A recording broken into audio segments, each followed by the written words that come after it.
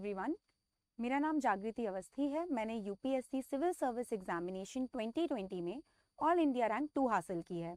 आज इस सेशन में हम ये जानेंगे कि हम यूपीएससी सीएसई के सिलेबस को कैसे पढ़ें और कैसे समझें।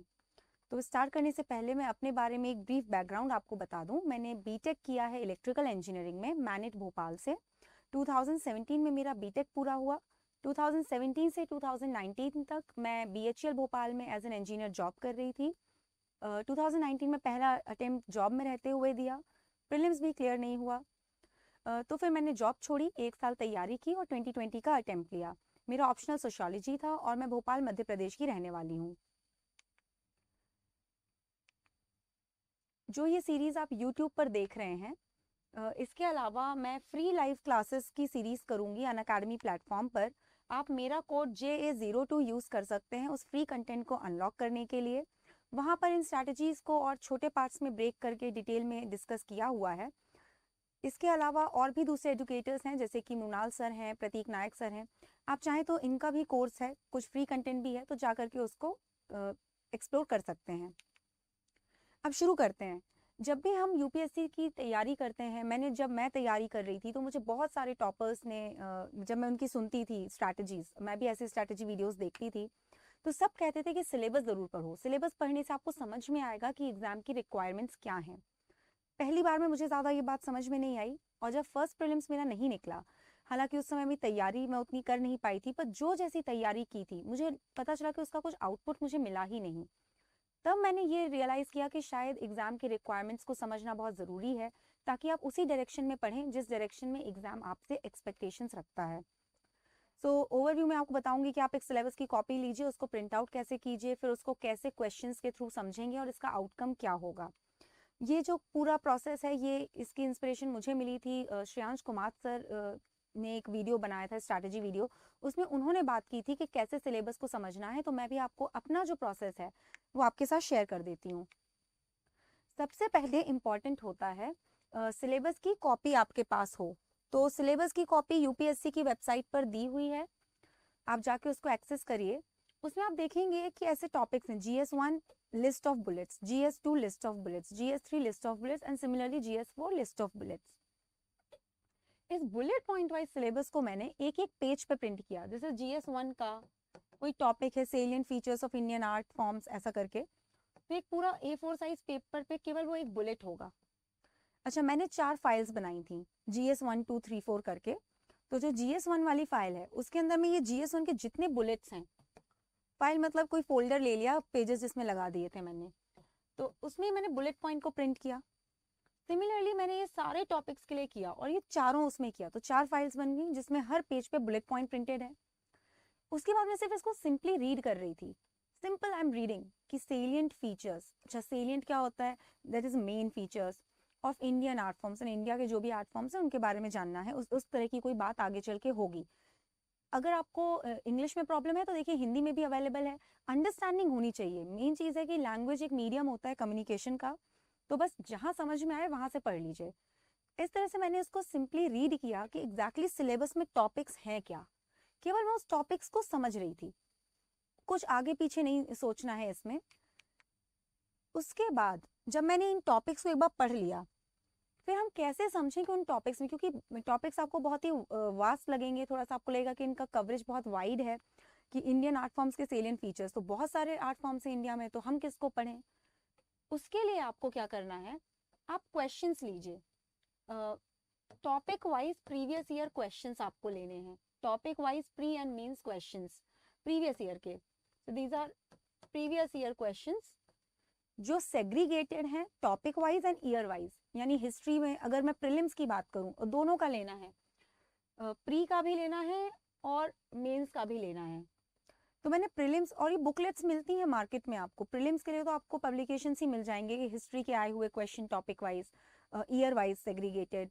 मेंस के लिए मृणाल सर की जो वेबसाइट है mrunal.org, उसमें अगर आप गूगल करेंगे कि GS1 topic wise mains question Mrunal, तो उसमें एक जो पहली लिंक खुलेगी या दूसरी तीसरी लिंक खुलेगी, GS1 GS2 GS3 सबके लिए उन्होंने किया है। तो वहाँ पे क्या है कि जैसे ये आपका बुलेट है, salient feature of Indian art and architecture, उनकी वेबसाइट पे इसी टॉपिक के नीचे जितने क्वेश्चंस पिछले साल में आए हैं उनकी लिस्ट दी हुई है, और ऐसा उन्होंने हर टॉपिक के लिए किया हुआ है। तो आप भी ये चीज़ जा करके कर सकते हैं।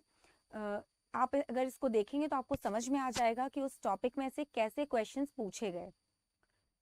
इस तरीके से आपने क्वेश्चंस को प्रिंट, अच्छा ये मैं क्या करती थी कि जैसे मैंने कहा, मैंने बुलेट पॉइंट वाइज प्रिंट किए हैं हर टॉपिक को, GS 1 2 3 4 को, और फिर उनको फाइल में लगाया। तो जो क्वेश्चंस थे मैं उनको अटैच करती थी उसी बुलेट के नीचे। अगर पब्लिकेशन है कोई, अगर उसका मुझे सॉफ्ट कॉपी मिल गया, PDF फॉर्मेट में अगर मुझे बुक मिल गई, तो मैं उसमें से प्रिंट आउट लेके यहीं बुलेट के नीचे लगा दूंगी। सिमिलरली मृणाल सर के उससे जो है टॉपिक वाइज प्रिंट करके उसी बुलेट के पीछे लगा दिया, प्री और मेंस दोनों के। उसके बाद आपको क्या करना है, आपको क्वेश्चन को टॉपिक से रिलेट करना है। जो बुलेट टॉपिक है सिलेबस का और जो क्वेश्चंस आए हुए हैं बोथ प्री एंड मेंस, सिर्फ क्वेश्चंस को समझिए, क्वेश्चन के टॉपिक को एक बार बस आइडेंटिफाई करिए और ये देखिए कौन से टॉपिक से जाके ये मैच कर रहा है। कुछ क्वेश्चंस ऐसे भी होंगे जो 2 या 3 टॉपिक से मिल करके बनते हैं, तो वहां भी आपको समझ में आएगा कि कौन से टॉपिक्स के बीच में इंटरलिंकेजेस पूछी जा सकती हैं। इस तरीके से आपको रिलेट करना है, मैपिंग करनी है टॉपिक ऑफ सिलेबस और आए हुए क्वेश्चंस की।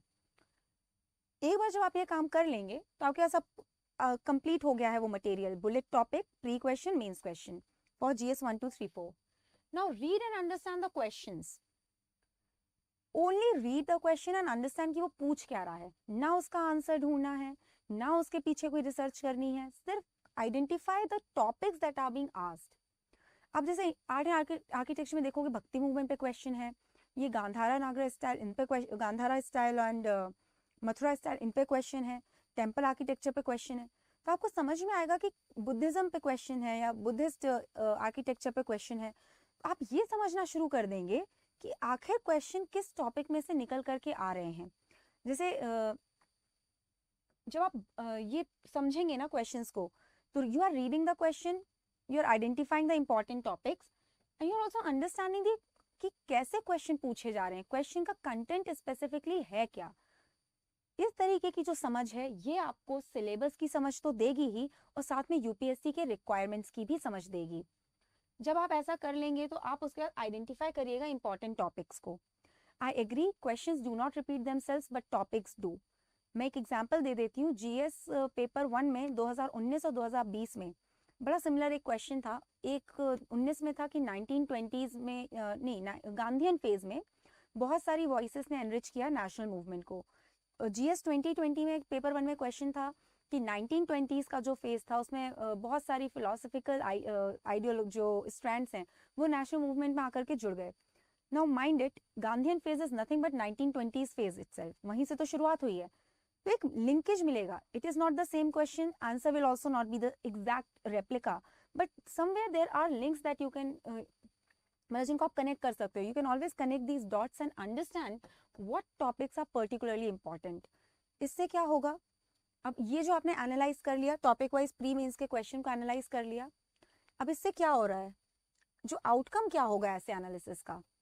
एक तो पैटर्न ऑफ क्वेश्चन समझ में आ गया कि what kind of pattern is being asked in the examination, किस तरीके से पढ़ाई की जाए। जैसे मैंने एक चीज नोटिस की कि जो पैटर्न है वो कहीं ना कहीं मेंस में स्पेसिफिकली, प्रीलिम्स में तो समझ में आ जाता है, MCQs हैं, लिखने का कोई इशू नहीं है। मेंस में मैंने देखा कि usually questions are more like कि what the topic is, what are the pro cons, वही डिसएडवांटेज एडवांटेज वाला एनालिसिस, पॉजिटिव नेगेटिव एनालिसिस। उसके बाद में जो वो बात करते हैं, they talk about what is being done, what more needs to be done and what is your overall vision. तो ये जो 4-5 पॉइंटर्स हैं कि pro cons, what is being done, what more needs to be done, what is your vision, इस तरीके से ही question पूछे जा रहे हैं। मतलब इन्हीं 2 या 3 का कॉम्बिनेशन, 3 या 4 का कॉम्बिनेशन पूछ करके पैटर्न बन रहा है। तो मुझे समझ में आ गया कि जब मेंस के लिए पढ़ाई करूंगी तो इस पैटर्न से करूंगी। प्री के लिए कौन सी इन्फॉर्मेशन बार बार रिपीट हो रही है, कौन सी इन्फॉर्मेशन इंपॉर्टेंट नहीं है। जैसे आप देखेंगे कि डेट्स का जो फैक्ट है या बहुत ज़्यादा किंग्स के नाम या इस तरह की चीज़ें नहीं पूछ रहे, तो आपको समझ में आएगा कि पैटर्न में जो है कंसेप्चुअल अंडरस्टैंडिंग नीडेड है, तो आप उस तरीके से पढ़ाई करेंगे। This will help you streamline your preparation. Believe me, ये पूरा प्रोसेस करने में आपको लगेगा कि यार it must be a thing of 4 to 5 days। I took 1 complete month। जुलाई 2019 में मैंने रिजाइन किया था अपने जॉब से और पूरा जुलाई 2019 मैं बस यही एनालिसिस कर रही थी। इसका आउटकम क्या हुआ, मुझे पूरी अंडरस्टैंडिंग थी सिलेबस की, आए हुए क्वेश्चंस की, तो जब भी मैं पढ़ती थी तो मैं हमेशा उन टॉपिक्स पे एक्स्ट्रा फोकस करती थी जो आए हुए हैं। इसके अलावा ये जो आपने सिलेबस का ये जो फाइल्स बनाए हैं with topic and with question, it will help you check your preparation. जब आप पढ़ेंगे, कोई टॉपिक आपने उठाया, सपोज आर्ट एंड कल्चर है, आर्ट एंड कल्चर इसलिए याद आता है क्योंकि पहला ही टॉपिक है GS1 का, आपने वो पढ़ा, आप जा करके अपनी फाइल उठाइए, प्रीवियस ईयर क्वेश्चंस सॉल्व करिए। मैंने वो आंसर राइटिंग में भी डिस्कस किया है कि प्रीवियस ईयर क्वेश्चंस को कैसे अप्रोच करना है। अगर आप ऐसा करेंगे तो एक तो प्रिपरेशन चेक भी हो रही है, प्रीवियस ईयर के क्वेश्चंस तैयार भी हो रहे हैं, डेफिनेटली आपको बहुत हेल्प मिलेगी। मैंने फर्स्ट अटेम्प्ट में ये चीज़ नहीं की थी, सेकेंड अटेम्प्ट में ये अडॉप्ट की और इससे मेरी प्रिपरेशन में मुझे बहुत help milli. So I hope कि आपको कुछ इनपुट्स इसमें इस सेशन के थ्रू मिले हों कि आपको कैसे सिलेबस को समझना है, कैसे पढ़ना है। अगर कुछ बात अच्छी लगी हो तो उसको अपनी प्रिपरेशन में आप इंक्लूड कर सकते हैं। कोई डाउट्स हैं, कोई सजेशंस हैं तो फिर आप उसको कमेंट सेक्शन में ड्रॉप कर दीजिए। हम अपनी स्पेशल क्लास में जाके उसको देख लेंगे कि अगर आपके डाउट्स को हम हैंडल कर सकें वहाँ उसके through. So keep studying. All the very best. Thank you very much.